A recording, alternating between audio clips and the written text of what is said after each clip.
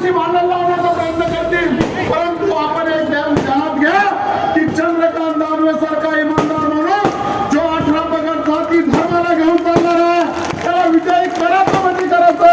म्हणून मी तुम्हाला विनंती करतो.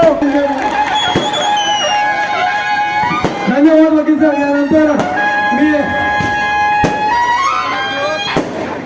आपल्याकडे बोलणारे जास्त एक कृपया फक्त 2-2 मिनिटात बोलावे. सर्वांना माझी आदराची विनंती आहे. त्यानंतर सन्माननीय मनीष भैया श्रीवास्तव हे आपला मनोगत या ठिकाणी व्यक्त करतील. मनीष भैया श्रीवास्तव.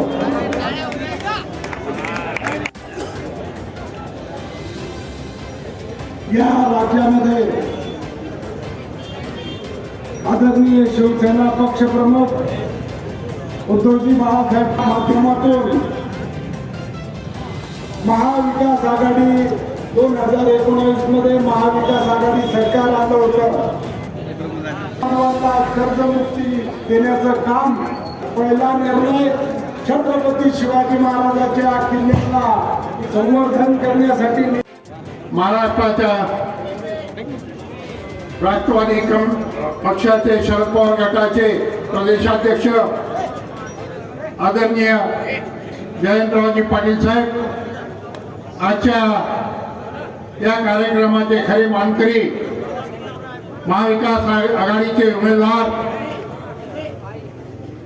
आदरणीय माजी आमदार चंद्रकांतजी दानवे साहेब, आता ज्यांनी मार्गदर्शन केलं असं शिवसेना उभाटा गटाचे जिल्हा प्रमुख रमेशजी गव्हाण साहेबांच्या सूचनेनुसार सर्वच व्यासपीठ सन्माननीय नेतेगण उपस्थित मोठ्या संख्येनं आलेले मतदार बंधू भगिनी साहेब, मागच्या लोकसभेला महाविकास आघाडीतर्फे लोकसभेचे उमेदवार काँग्रेस पक्षाचे आदरणीय डॉक्टर कल्याण काळे साहेब हे होते आणि त्यांना या बहादर जनतेनं मोठ्या फरकाने निवडून दिलं. त्याबद्दल मी काँग्रेस पक्षाचा अध्यक्षांना त्यानं मी सर्वप्रथम या सर्व मतदार बंधूंचे आभार व्यक्त करू इच्छितो.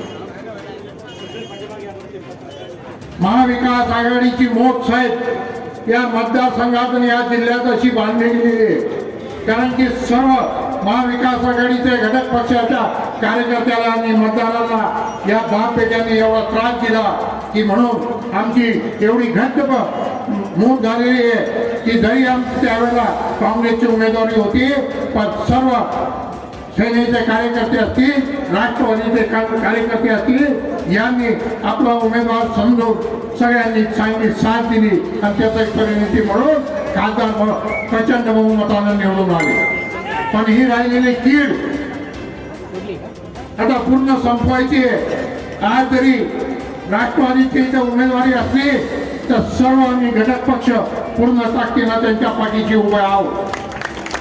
निश्चित आम्ही उमेदवारी मागताना आपल्यापर्यंत आलो. आम्ही आपल्यापर्यंत आमच्या उमेदवारीसाठी आम्ही प्रयत्न केले.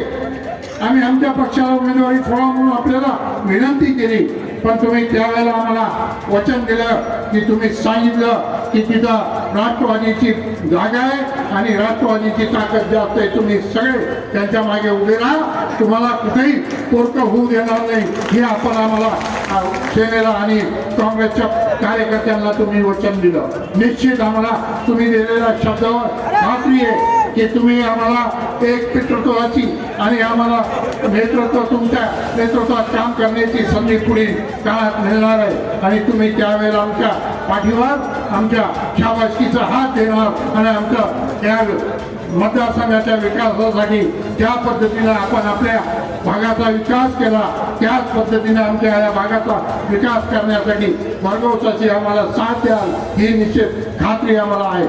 म्हणून कुठलेही विसुळे फुगले न करता साहेब पूर्ण पूर्ण ताकदीने आम्ही चंद्रकांतजी दानवे साहेबांच्या मागे उभं आहोत. आणि ही जनता, आम्ही नेते जरी आहोत पण या जनतेनं हे इलेक्शन हातात घेतलेलं आहे आणि ही जनता त्याला निवडून आल्याशिवाय स्वस्थ बसणार नाही ही खात्री आज या प्रसंगी आपल्याला देते. कारण की लोकसभेला सगळे जण म्हणत होते की मराठवाड्यातली ही सीट पडू शकत नाही, पण आम्ही सुरुवातीपासून सांगत होतो की यांचा अतिरेक झालेला आहे आणि यांचा पापाचा घडा भरलेला आहे. निश्चित यावेळेला त्यांची हार होणार आहे आणि ती या 72 जनतेला, ती कोणी आम्ही स्टेजवर बसलेल्या नेत्यांमुळे नाही, या समोर बसलेल्या 72 मतदारांना ती हार करून दाखवलेली. त्याच पद्धतीनं त्या घरात मी तुम्हाला त्या वेळेला सांगत असतो, साहेब या सापाचं कंबळ आम्ही घेतलेलं आहे, हा जहिरीले विषारी नाग आमच्यावर सारखं वीज ओकत होता. या जनतेनं त्यांचं कंबळ तोडलेलं आहे, पण सापाच्या जातीचं कंबळ तोडून चालत नसतं. त्याची नागाची फणी खेचावं लागते आणि तो पूर्ण मेला कधी त्याची खात्री करावं लागते. अर्धवट मेलेला साप हा दंश करत असतो. म्हणून या विधानसभेमध्ये यांच्या मुलाच्या रूपानं त्यांचा फणा ही जनता खेचणार आहे आणि निश्चित त्यांचा शेवट या जनतेच्या माध्यमातून होणार आहे. आज मी तुम्हाला एवढंच म्हणेन की तुम्ही पुढेही आम्हाला ताकद द्या आणि मी आज एकच विनंती करेन की आमची जनता पूर्ण ताकदीनं त्यांच्या मागे चंद्रकांतजी दानवे साहेबांच्या मागे उभी आहे. पण तुमची साथ आणि तुमची शक्ती आम्हाला या निवडणुकीमध्ये लागणार आहे. ती शक्तीचा आशीर्वाद तुम्ही आपण इथून देऊन जावं हीच मी तुम्हाला विनंती करतो. आणि तुम्ही दिलेला आशीर्वाद आणि तुम्ही दिलेलं पाठबळ जर आम्हाला पूर्णपणे मिळालं तर निश्चित 23 तारखेला विजयी रूपानं आम्ही चंद्रकांतजी दानवे साहेबाला महाविकास आघाडीचे सर्व नेते एकत्र घेऊन आम्ही मुंबईला आपल्या समोर नतमस्तक होऊ हे आश्वासन आपल्याला देतो. यांच्या पापाचा पाडा मी फार वाचणार नाही. चंद्रकांतजी दानवे साहेब त्यांच्या भाषणातून आपल्याला सांगतील की या आमच्या मतदारसंघामध्ये जो दहशत त्यांना निर्माण केली त्यातून आम्हाला मुक्त करण्याची संधी आहे. त्या जनतेला कुठं जायचं, कुठं कोणाशी बोलायचं याचं पाप म्हणजे हा इतकी दहशत यांना निर्माण केली होती. परवाचा जर व्हिडिओ साहेब चालतात तुम्ही बघितलं असेल, एक रात्रंदिवस ती सेवा करणारा अल्पसंख्याक लोक यांच्या जवळ सावलीला जात नाही, यांच्याजवळ जात नाही, पण एक सामान्य कार्यकर्ता रात्रंदिवस त्यांची सेवा करतो, त्यांच्या बरोबर त्यांच्या पुढं राहत असतो आणि एक सर्वसामान्य कार्यकर्त्याला त्यांची एवढी मदत केली की साहेब त्यांनी त्याच्या कमरेत लाद घालण्याचं काम केलं. मी त्याचा जाहीर निषेध करतो.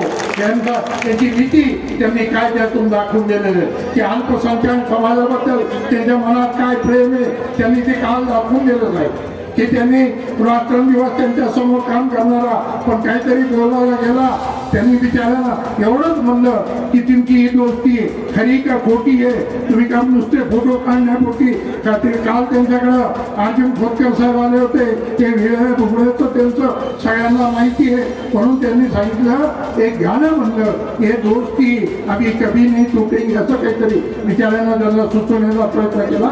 त्याच्याबद्दल त्याच्या कमरेत लाद घातली. साहेब त्यांनी परवा या जनतेनं त्यांना लोकांना छडी घेऊन लोक त्यांच्या सभेला नेण्याची वेळ आणली आणि आता त्यांचं डोकं एवढं फिरलं की ते आजच लोकांच्या गरीब लोकांच्या कमरेत लाद घालण्याचं काम करू लागले. पण या 20 तारखेला मी जनतेला आवाहन करतो की तुम्ही त्यांच्या कमरेत लाद घाला आणि कायमचं संपून टाका एवढं आवाहन करतो. माझं लांबलेलं भाषण इथं संपवतो. जय हिंद जय महाराष्ट्र. मंचावर सर्वांचे लाडके भोकरदनचं त्यांच्या मनामध्ये एवढं प्रेम आहे. भोकरदनला मागच्या 20 दिवसापूर्वी महिनाभरापूर्वीच आले होते जयंत पाटील साहेब. जयंत पाटलाचा आणि भोकरदनचा काहीतरी नातं आहे. भोकरदनमध्ये आमचे जयंत पाटील साहेब आले आणि त्यांचं चंद्रकांत दानवे साहेबांनी जे जीव आहे ते हृदयामध्ये बसलेले आहे. त्यांच्यासाठी येत असताना सुद्धा भोकरदनची सभा इथं त्यांनी दिली. जयंत पाटील साहेब मी तुमच्या मनापासून आभार व्यक्त करतो आणि तुम्हाला सांगतो तुमचे देशमुख साहेब इथं आहे, राजाभाऊ देशमुख, बबनराव देशमुख, निसार देशमुख. अरे आम्ही तर देशमुख आहे, पण हे तुमचं जे चंद्रकांत दानवे आहे ना, हे हसमुख आहे. अरे या माणसाचे आई वडील ह्या 5 वर्षात गेले, एका मागं एक गेले, पण त्या माणसाने खत घातली नाही आणि तुमच्या सुखात रात्रंदिवस दररोज भोकरदनमध्ये राहून तुमच्या सोबत आहे आणि तुमच्या प्रत्येक कामामध्ये खाण्याला खांदा लावून काम करतो. आज त्याचे आई वडील नाहीये, पण मित्रांनो त्याचं मी बघितलं. मी त्यांना विचारलं तुमचे आई वडील नाहीये, आज तुम्ही स्वतःला आई वडिलांचं सत्य काय असतं हे त्यांना जाणीव व्हायला लागली होती. पण ते म्हणले नाही मित्रांनो, तुम्हाला डॉक्टर साहेब माझे आई वडील जरी नसले हे फक्त तरी जनता माझ्या आई वडिलांनी स्वरूपात मला आशीर्वाद देत आहे आणि ती ऊर्जा माझ्यामध्ये निर्माण होते आणि मी ह्या लोकांसाठी मी रात्रंदिवस झटणार. आता तर उलट झालं. आम्हाला वाटलं गावडे साहेब आम्ही राष्ट्रवादीचे जिल्हाध्यक्ष, आम्ही त्यांना सांगू मंत्रीपद द्या, पण आमची सांगण्याची गरज राहिली नाही. आता जेवढी साहेबांना सांगितलं, जर इतर पक्षातील लोक जर आमची मागणी करायला लागले, पण आमचे भैया साहेब हे कॅबिनेट मंत्री होणार आणि तुम्ही जरा तुम्ही राज्यमंत्री घ्या तर जरा कार्यक्रम जमल, नाही तर कार्यक्रम वाटवले आणि खरं जयंत पाटील साहेबांना जायचं है. सिर्फ मैं एक बात बोलूंगा, क्योंकि आजकल जो लड़ाई चल रही है ना, गद्दारी की चल रही है और ईमानदारों की चल रही है. जयंत पाटिल साहब जैसा ईमानदार आदमी मैंने मेरी जिंदगी में नहीं देखा. अरे दुनिया बदल गई, खून के रिश्ते बदल गए, लेकिन जयंत पाटिल साहब ने पवार साहब को नहीं बदला. ये जयंत पाटिल साहब, मैं आपकी नजर में शेयर करता हूँ, उनको जाना है और अपनी बात मैं खत्म करूंगा. बोलने को तो दिल में बहुत सारा कुछ है, मगर बोलने की वक्त इजाजत नहीं देता. चंद्रकांत दानवे साहब आपके लिए एक शेर रहेगा, उससे पहले जयंत पाटिल साहब के लिए. वफादारी में दे दी जान, वफादारी में दे दी जान, गद्दारी नहीं आई. हमारे खून में अभी तक ये बीमारी नहीं आई. खुदा का शुक्र है सोबत का असर नहीं होता हम पर. खुदा का शुक्र है सोबत का असर होता नहीं हम पर. अदाकारों में रहकर भी अदाकारी नहीं आई. ये है जयंत पाटिल साहब. और तुम्हारे लिए एक ही बोलूंगा छोटी बात, जिंदगी का मुकाम अभी बाकी है, जिंदगी की उड़ान अभी बाकी है, जिंदगी की उड़ान अभी बाकी है, जिंदगी का मुकाम अभी बाकी है. अभी तो नापी है हमने मुट्ठी भर जमीन, अभी तो पूरा आसमान बाकी है. इतना ही कहूंगा और अपनी जगह दूंगा, क्योंकि सगळ्या गावात सांगितलं, रावसाहेब दानवेला आणि संतोष दानवेला चॅलेंज केलं की या मंदिरामध्ये, या पवित्र मस्जिदमध्ये, या चर्च मध्ये आणि सांगा हे पत्र मंजूर आहे का. साहेब त्याच्यावर बोलत नाही. माजी खासदार आणि आमदार संतोष दानवे त्यावर विषय करत नाही. खोटं बोला पण रेटून बोला. साहेब फार मोठं काम या मतदारसंघामध्ये आहे आणि म्हणून तुम्हाला सांगतो साहेब, बाजूचा तालुका आहे आम्हाला लागून सिल्लोड. या सिल्लोड तालुक्याला आमचं पाणी साहेब, साहेब ती जलसंपदा मंत्री अनेक वर्ष राहिलेले, अभ्यासू आहे. बजेट सुद्धा या राज्याचा बजेट मोबाईलवर ते सांगू शकतात, करू शकतात. 9 वेळा ते कॅबिनेट मंत्री आणि फायनान्स मिनिस्टर राहिलेले साहेब. तेव्हा तुम्ही असताना सुद्धा सांगत होते की नाही पाणी घेता येत नाही. पण बाजूचा राजा भाऊचे मित्र आमचे दोस्त सिल्लोडचे, एका झटक्यात साहेब अख्खा माणूस पैपात चालतो 5 फुटाचा. एवढं पाणी साहेब त्या सिल्लोडला दिलं. आम्हाला नियम आणि त्यांना काहीच नियम नाही. पण हे नियम असं चांगली गोष्ट आहे. पण साहेब केंद्रीय मंत्री होते, घरामध्ये मुलगा आमदार आहे, राज्यामध्ये त्यांचं सरकार आहे.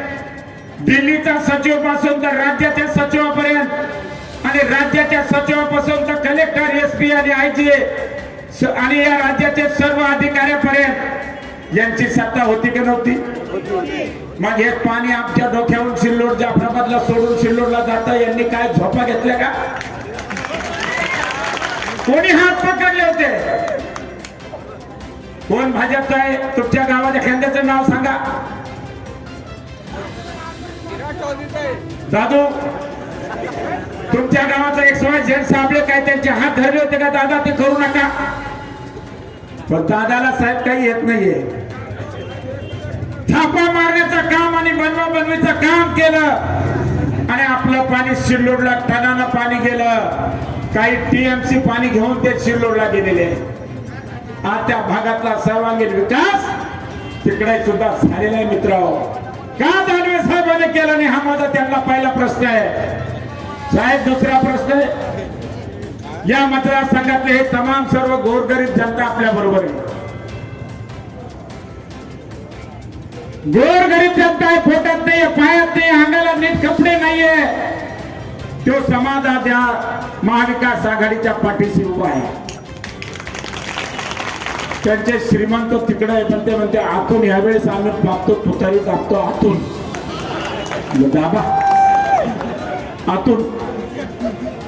साहेब, दुसरा माझा प्रश्न आहे दोन्ही बाप बेट्याला. यांच्या हातात केंद्र आणि राज्य असताना या तालुक्यातले सर्व अधिकारी त्यांचं सांगत होते, कुठल्याही अधिकाऱ्याला उभं केलं, बैल दूध देतो तर संबंधित अधिकारी म्हणत होते 15 लिटर देतोय. आणि भाजपचे कार्यकर्ते सुद्धा त्यांचे म्हणत होते, त्यांनी उभा केला तर दादू त्यांना विचारलं, ते म्हणते की बैल 12 लिटर दूध देतो. कोणाची हिंमत नव्हती खरं सांगण्याची. साहेब, सिल्लोड तालुक्यामध्ये एका गावात 500 विहिरी दिल्या MREZच्या. काय रावसाहेब पाटील दानवे साहेबांना, संतोषराव दानवे साहेबांना मक्का, सोयाबीन काय विकून, कापूस विकून द्यावा लागत होता का दिला नाही त्यांनी? हा प्रश्न गावात आल्याच्या नंतर तुम्ही विचारा, सरळ विचारा. आता लढाई आर पारची लढाई आहे. आम्ही होतो कभी नाही. आणि मी तुम्हाला आव्हान करतो, याच्यानंतर मी उभा राहणार नाही बाबा. हो, पडलो तर मुळीच उभं राहणार नाही. एवढी अवघड इलेक्शन आता झालेलं आहे. आणि म्हणून तुम्हाला सांगतो, आदरणीय पाटील साहेबाला सिल्लोड तालुक्यात एका गावात 500 विहिरी दिल्या, 250-300च्या वर विहिरी दिल्या. मला या दोघा बाप बेट्याला प्रश्न विचारला तिसरा की तुम्ही का या मतदारसंघात एक विहीर देऊ शकले नाही? दिली का नाही? दिली नसेल तर वर हात करून एकदा पुन्हा साहेबाला सांगा, एकही विहीर इथं दिलेली नाहीये. साहेब, जे केले मागेल शेवटी तर या गरीबाला, या भाजपवाल्याने सांगितलं तू पैसे देतो का? 50,000 40,000 तुला विहीर देतो. माझ्या सर्व तमाम बांधवांना सांगतोय, 20 तारखेला 1 नंबरचं बटन आहे. तुतारी वाजवणारा माणूस 23 तारखेला निकाल लागणार आहे. आणि 23 तारखेला माझ्या सांगूळ नाल्यापासून तर इकडे पापळ पर्यंत आणि तिकडं इस्लामवाडी, इकडे गेले तर आमचं नळणी, आणि इकडे गेले तर मालखेडा, आणि खाली गेले तर शिवण्यापाशी भोरखेडा, असा हा एक मोठा मतदारसंघ आहे. साहेब, या मतदारसंघातल्या सर्व 23 तारखेला निवडून आल्याच्या नंतर ज्या विहिरी तुम्हाला लागेल त्या संबंधित बाबासाहेबांना दिलेल्या अधिकाराला धरून सर्वांना फ्री विहिरी देण्याचं काम केलं जाईल. हा शब्द तुम्हाला त्या निमित्ताने मी आपल्याला देतोय. एवढे दिवस तुम्ही उन्हात होता, 23 तारखेला तुम्हाला सावलीत बसवण्याचं काम महाविकास आघाडीचा उमेदवार आणि उद्याचा होणारा आमदार हा करून दाखवेल. हा शब्द मी तुम्हाला या निमित्ताने देतोय. साहेब, काय झालं? पांढरण रस्ते सुद्धा एक केले नाही, काहीतरी तोंड पाहून एक दोघाला केले. आमचं कोळेगाव आहे, काल परवा साहेब एक विरुद्ध सगळं गाव आलं, एक विरुद्ध पूर्ण गावानं ठराव घेतला. काल मला वाटलं ताई गेल्या, आमच्या वहिनी गेल्या, आमचे साहेब उभे राहिलेले भाऊ गेले. म्हणले आता काय करायचं, काय पाहिजे सांग, देतो. पत्रकार बंधू सगळं केलं. मी आणि गव्हाण साहेब, आमचे तालुका अध्यक्ष रामधन पटेल त्या भागात होतो वरुड. म्हणलं क्या होगा बाबा कोल्हेगाव में, क्या होने वाला है? असे दारू गंडे तुमच्या जवळ एखादा बांधला की त्याच्यावर मोहनी पडतेच. पण यावेळेस ती मौनी तुमची चालत नाहीये. आणि काल त्यांनी सांगितलं छाती ठोकून त्या पोराने, आता तुमच्याशी आमची गत युती नाही, आमची युती आता महाविकास आघाडीची झालेली आहे. उठून आले, तिघं उठून आले, पाहिजे तेवढा माल घेऊन गेलते, पण हात लावलेला नाही. मित्र, हे जिवंत उदाहरण कालचंय. आणि म्हणून मला सांगायचं, या पद्धतीने काम त्यांनी केलेले. साहेब काय बोलतात, कालपर्यंत अच्छी बिर्याणी मार रहे थे, बिर्याणी शिल्लोडावर ठोकर के, पण काही वाद झाला. त्यामध्ये ते म्हणले मी शिवाजी आहे आणि ते औरंगजेब आहे. आता शिवाजी म्हणल्याच्या नंतर आमचे मराठे सुद्धा टाकले. ते म्हणले शिवाजी काय कोण, त्यांना सांगत होतं छत्रपती शिवाजी महाराज. शिवाजी म्हणले त्यांचा धिक्कार सर्वांनी केलेला आहे. काल तर नवीनच आलं, अर्जुन मान्य अर्जुनराव खोतकर साहेब आले.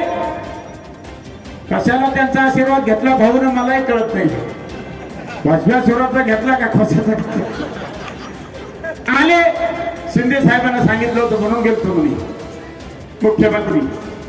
आणि याच्यानंतर साहेब एक आमचा अल्पसंख्याकचा तरुण तरफदार, त्याला कशी लात मारली, कोणती स्टाईल आहे या वयात 75 वर्षामध्ये मलाही कळत नाही. ही लात कोण मारत, कोण मारत, आवाज नाही आला, कोण मारत, गधाड बघा साहेब. काय बोला, या पद्धतीने काम चालू आहे.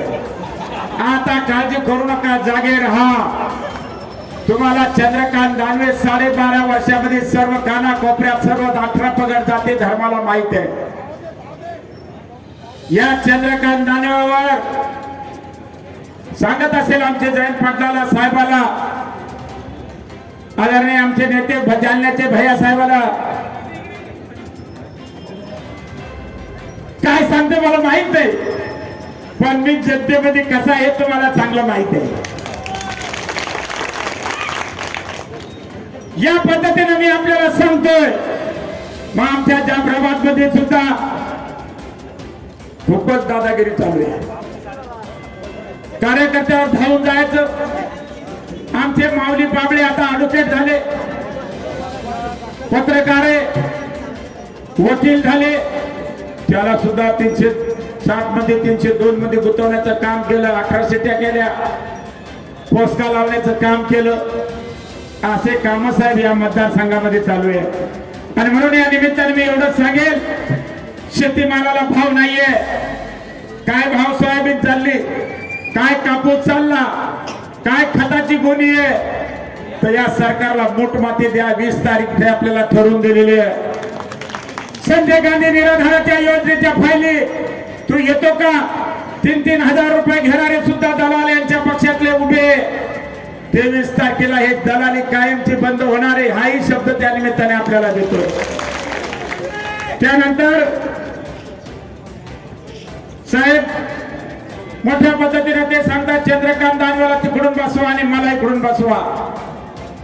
पिंपळगाववाले आले, पारदवाले आले, दानापूरचे आले.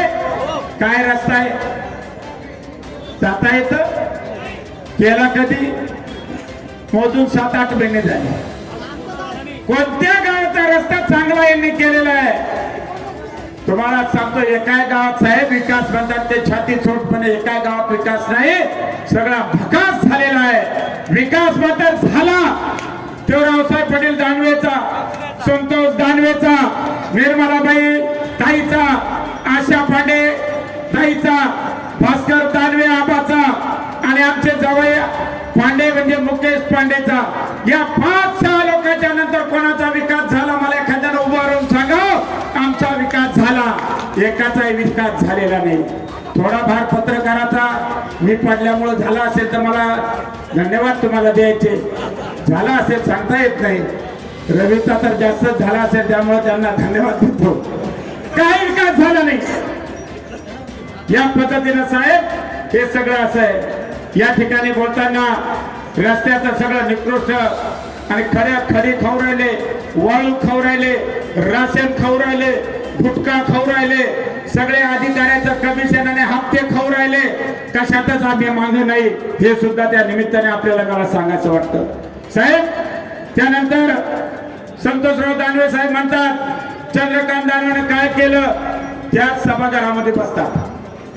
मी दिलेलं 25-15 मधून वैधानिक विकास मंडळातून आणि आदरणीय जयंत पाटील असतील, आदरणीय महाराष्ट्रातले मंत्रिमंडळातले नेते असतील आणि साहेब त्याच सभागृहामध्ये बसतात, भाषण करतात आणि त्याला विचारा काय त्याने दिलं.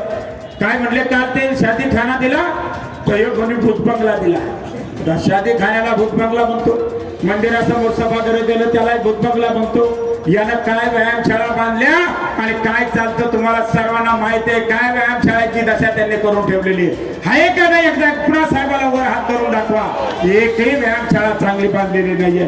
साहेब, खूप काही सांगण्यासारखं आहे. मी माझ्या निवडून आल्याच्या नंतर या तालुक्यामध्ये 33 केवी असतील, 220 220 केवी असतील, 4 5 6 7 बंधारे असतील, पाणी उपलब्धतेचं प्रमाणपत्र आणून ते पूर्णत्वाला नेले. यांनी त्याचं खोटं उद्घाटन केलं. आमचं आखेचं गाव आहे फेरदापूर, त्या गावात सुद्धा केटीवर केलं आणि आज ते गाव सुजलम सुफलम झालेलं आहे. या पद्धतीचे काम साहेब आपल्या राज्यामध्ये आम्ही केलेले. साहेब, हे केल्याच्या नंतर परवाच्या दिवशी त्यांचा बंगला वाचवा आणि एक रस्ता मधून गेलेला आमच्या कुंभारी ते हसनाबाद जवखेडा आमचे कुंभार समाजाचे सन्माननीय आमचे कुंभार समाजाचे यांच्या घर पाडायचं ठरलं आणि ते पाडलं. आम्ही सर्व महबूब भाई आणि आम्ही टीम नेली. विरोधी पक्ष नेते वडेट्टीवार साहेबाला नेलं आणि त्यांच्यावर अन्याय झालेला दूर करण्याचं काम केलेलं आहे. या पद्धतीनं साहेब खूप मोठी दादागिरी आणि हुकुमशाही आहे आणि ही हुकुमशाही गाढवण्यासाठी आपल्याला सर्वांना विनंती करतो, येणाऱ्या 20 तारखेला सर्वजण जागे राहा. दिवस कमी राहिलेले. मी तर घोर मेहनत घेतोय. माझी सर्व प्रॉपर्टी आणि तुमचे सगळं माझ्या केसापासून तर तळपायापर्यंत तुम्हाला सगळ्याला माहित आहे. लपून चंद्रकांत पुंडलिकराव दानवे ठेवत नाही आणि भविष्यात सुद्धा ठेवणार नाही हा शब्द त्या निमित्तानं पुन्हा एकदा आपल्याला देतोय. आणि सर्वजण आपल्या गावात जा आणि माता भगिनीला तुम्ही तर मतदान करत, पण तुमच्या नात्या गोत्याला जाऊन सांगा चंद्रकांत दानवे आणि महाविकास आघाडीचे चिन्ह तुतारी वाजवणारा माणूस आहे. एकदा अशी तुतारी वाजवा असं आदरणीय जयंत पाटील साहेबांना दाखवा. एकदा होऊन जाऊ द्या हात वर करून. यावेळेस आम्ही पूर्ण राष्ट्रवादी आणि या महाविकास आघाडी बरोबर 103 भोकरदन जाफराबाद विधानसभा मतदारसंघात चंद्रकांत पुंडलिकराव दानवे निवडून आले अशी घोषणा 23 तारखेला होईल. मला काही शंका वाटत नाही. आणि चंद्रकांत दानवेंना पुन्हा तुम्ही विधानसभेवर पाठवणारी आता काळ्या दगडावरची रेष. मी हे का म्हणतोय तर तुमचा मूडच एवढा उत्स्फूर्त आहे की तुमचा उत्साह एवढा प्रचंड आहे की चंद्रकांत दानवे साहेबांनी जे जे तुम्हाला इथं सांगितलं, त्रास किती होतो त्यावेळी सगळ्या शेवट मंडपातल्या शेवटच्या उभ्या असणाऱ्या माणसांनी हातावर केलं. आज प्रचंड त्रास अन्याय तुम्ही सगळ्यांनी सोसलेला आहे. सत्ता आल्यानंतर ती नम्रतेनं वागवायची असते, टिकवायची असते. पण आपण माणसांना लाथा घालायला लागलो तर सामान्य माणसाला लक्षात येतं की आता याची साथ सोडली पाहिजे. ह्याच्या जवळ गेलं तर काय मिळणार आहे आता सगळ्यांना कळलेलं. त्यामुळं या मतदारसंघातच नाही सगळ्या मराठवाड्यात जनता त्यांची साथ सोडेल अशी माझी खात्री आहे. आज अनेक प्रश्न आहेत, पण मी महाराष्ट्रातल्या अनेक मतदारसंघात जाऊन आल्यावर माझी खात्री झालेली आहे की उद्याचं सरकार हे महाविकास आघाडीचंच येणार, त्याच्यात काय याचा पर्याय नाही. आमचं सरकार आल्यावर आम्ही काय करणार, अनेक माहिती माझ्या आधी त्या सगळ्यांनी दिली. राहुल गांधी, उद्धव बाळासाहेब ठाकरे आणि शरद पवार साहेब यांनी मुंबईला पंचसूत्री जाहीर केली आणि काल 10 तारखेला आमचा जाहीरनामाही तिघांचा म्हणून आम्ही जाहीर केलेला आहे. ह्या पंचसूत्रीमध्ये पहिला मुद्दा आहे की महाराष्ट्रात आम्ही महालक्ष्मी योजना सुरू करणार आणि महालक्ष्मी योजनेत महाराष्ट्रातल्या गरीब महिलांच्यासाठी आम्ही 3,000 रुपये देण्याची व्यवस्था दरमहा करणार.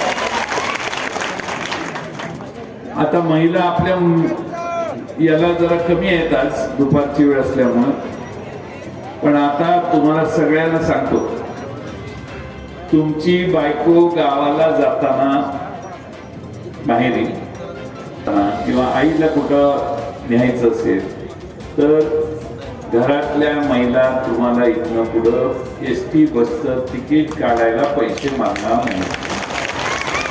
सगळ्या महाराष्ट्रभर महिलांना एसटीची पूर्णपणाने माफी देऊन एसटी महामंडळाला दरवर्षी नियमित त्याचे मोबदल्याचे पैसे दरवर्षी नियमित भरण्याचं काम आमचं येणारं सरकार करेल.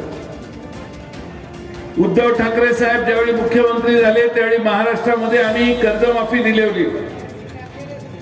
2 लाखापर्यंत ही कर्जमाफी आम्ही दिली. ज्यांनी रेग्युलर कर्ज फेडलं त्यांना 50,000 रुपये दिले.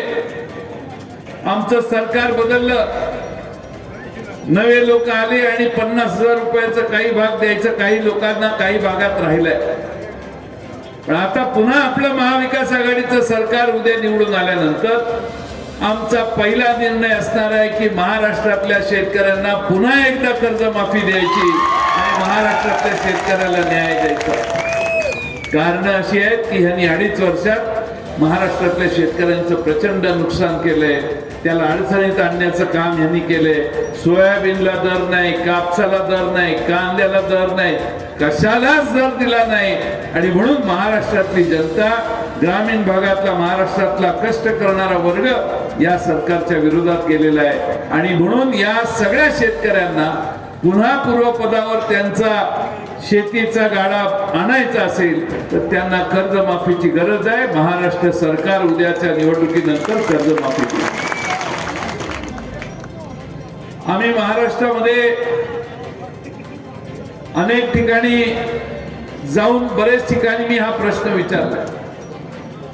मोदी सरकारने, मोदी साहेबांनी लोकसभेच्या आधी एक गॅरंटी काढलेली, 5 लाख रुपये तुम्हाला, 5 लाखापर्यंत प्रत्येकाला, 80 कोटी लोकांना 5 लाखापर्यंत आरोग्याची हमी दिलेली. म्हणजे 5 लाखापर्यंत कुठल्या हॉस्पिटलमध्ये गेला, खर्च केला, त्याचं कार्ड दाखवलं मोदी साहेबांचं तुम्ही, तर तुम्हाला माफी. एवढ्या मोठ्या सभेमध्ये कोण आहे का की ज्याला मोदींचं कार्ड घेऊन गेल्यावर हॉस्पिटलने कर्ज माफी बिल माफ केलं? तुमच्यात असेल, पण त्या पलीकडं भाजप मधल्या कोणाचं कल्याण झालं असेल तरी सांगा, काय आमची तक्रार नाही.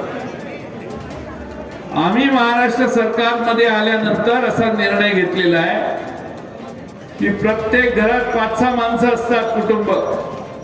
महाराष्ट्रातल्या गरीब माणसांच्या घरासाठी 25 लाख रुपयाचा विमा काढून आम्ही त्यांना देऊ. त्यांना 25 लाखापर्यंत कोणतेही संकट आलं तरी हॉस्पिटलचं बिल माफ करण्याची व्यवस्था महाराष्ट्रात इथून पुढे करण्याचा मानस आम्ही महाविकास आघाडीने ठेवलेला आहे. अनेक गोष्टी आहेत की ज्या तुम्हाला सांगून मी तुमचा वेळ घेणार नाही. पण महाराष्ट्रामध्ये 75,000 नोकऱ्या देतो म्हणून 6 महिन्यापूर्वी यांनी घोषणा केली. भरती झाली नाही, कॉन्ट्रॅक्टवर माणसं भरली. यांनी घोषणा केली की आम्ही सगळी सरकारी रिक्त पद भरू. 2.5 लाख जागा मोकळ्या आहेत आणि ह्या सरकारने मागच्या कॉन्ट्रॅक्टवर माणसं नेमायचं पाप केलेलं आहे. आणि म्हणून आम्ही ठरवलेलं आहे की उद्या निवडणुकीनंतर महाराष्ट्रातली सरकारी नोकऱ्यांची भरती एमपीएससीच्या मार्फत केली जाईल. एमपीएससीचं व्यापक स्वरूप निर्माण केलं जाईल आणि कुणालाही वशिल्यानं, कुणालाही पैसे देऊन, कुणालाही भ्रष्टाचार करून सरकारी नोकरीत येता येणार नाही. कष्ट करणाऱ्या हुशार मुलांना त्यांच्या न्याय हक्क हा देण्याची व्यवस्था एमपीएससीच्या मार्फत आम्ही करू. महाराष्ट्रातल्या कुठल्या युवकांना असं वाटणार नाही की सरकार असं का करतंय आणि सरकार मागच्या दारानं माणसं का भरतंय. बरेच मुद्दे आहेत, पण आपल्याला आज चंद्रकांत दानवेंचं कौतुक केलं पाहिजे की प्रतिकूल परिस्थितीत या नेत्यानं त्यांना तोंड देण्याचं काम केलं. प्रचंड त्रास होतो माहिती आहे मला, एवढं सोपं नाहीये. त्यांनी आपल्या मर्यादशील भावना व्यक्त केल्या, पण आम्हाला माहिती आहे की त्यांना गेले काही वर्ष सतत किती त्रासाला आणि अन्यायाला तोंड द्यावं लागेल. त्यांच्याकडे काही मोठा कारखाना आहे, बिल्डिंगचा मोठा व्यवसाय आहे, कोट्यावधी रुपये घरी पडलेले आहेत. अशी परिस्थिती नसताना हा सामान्य माणसांच्या, सामान्य शेतकऱ्यांच्या, शेतमजुरांच्या न्याय हक्कासाठी शरद पवार साहेबांची एकनिष्ठ राहिलेला नेता आहे. प्रामाणिक नेत्याच्या मागे महाराष्ट्रातली माणसं उभी राहतात आणि ते चित्र उद्याच्या निवडणुकीत आपल्याला दिसेल असा मला सगळ्यांना विश्वास आहे. खरं म्हणजे आज अडचण काय झालेली आहे की मोदी साहेब पुण्यात येणार आणि आम्हाला एक स्लॉट पुण्यात आज जायचा दिलेला आहे आणि मला पिंपरी चिंचवड आणि भोसरी अशा 3 सभा करायच्या आहेत. त्यामुळं 4 वाजता पुढच्या बदनापूरून निघालो तर त्यांनी दिलेल्या स्लॉटमध्ये मी पोहोचू शकतो. त्यामुळे जास्त लांब भाषण करता येणार नाही. माझी 2च काम करायची. एक म्हणजे घरी गेल्यावर बायको, मुलगी, आई सगळ्यांची मिटिंग घ्यायची. सगळ्यांसाठी आई बोलू नका रे, ऐकतोय ते मोबाईल खिशात ठेवा, माझं म्हणणं आहे काही महत्वाचं काम आहे आपलं. घरातल्या आई, बहीण, बायको, वहिनी सगळ्यांना बोलवायचं. आज गेल्या गेल्या मिटिंग करायची आणि सगळ्यांना सांगायचं तो गाडीवाला 1,500 रुपये देत होता, ह्यो आलेला आहे तो 3,000 रुपये द्यायला तयार आहे. आपल्याला ह्याच्याच बाजूने जावं लागेल. हे सगळ्यांनी घराघरात जाऊन सांग. आज भ्रष्टाचाराचा एवढा कळस झालेला आहे की छत्रपती शिवाजी महाराज हे आपल्या सगळ्यांचं दैवत आहे.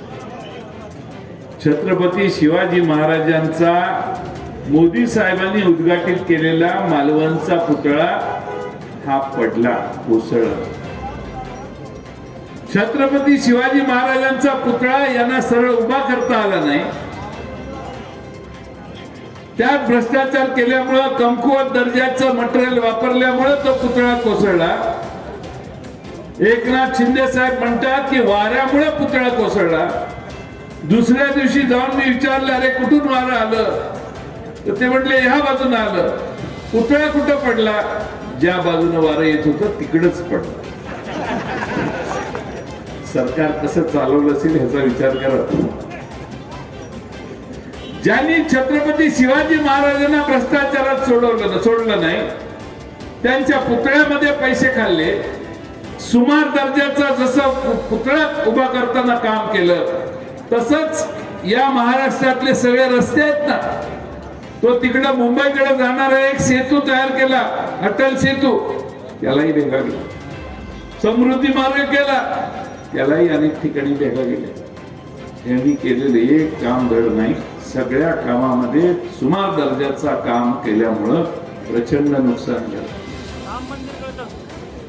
राम मंदिर गळलं, लोकांच्या लोकशाहीचं मंदिर देखील गळायला लागलं, संसद देखील गळायला लागली. संसद गळायला लागली, काय दिसेल ते. आणि म्हणून माझी आपल्याला विनंती आहे की महाराष्ट्रातलं हे भ्रष्ट सरकार घालवण्यासाठी उद्याच्या निवडणुकीमध्ये ज्या ठिकाणी मशाल उभी असेल त्या ठिकाणी मशालीला, जिथं हाताचा माणूस उभा असेल तिथं हाताला, आणि जिथं तुतारी वाजवणारा माणूस असेल त्या ठिकाणी तुतारी वाजवणाऱ्या माणसाच्या मागे तुम्ही सगळ्यांनी ताकद करा. मराठवाड्यातल्या अनेक ठिकाणी उत्स्फूर्त प्रतिसाद आमच्या सगळ्यांच्या सभांना मिळतोय. आता समोरच्यांच्याकडे काय राहिलं, ह्याच्या पलीकडे काय राहिलं? शेवटचा आसरा हाच आहे.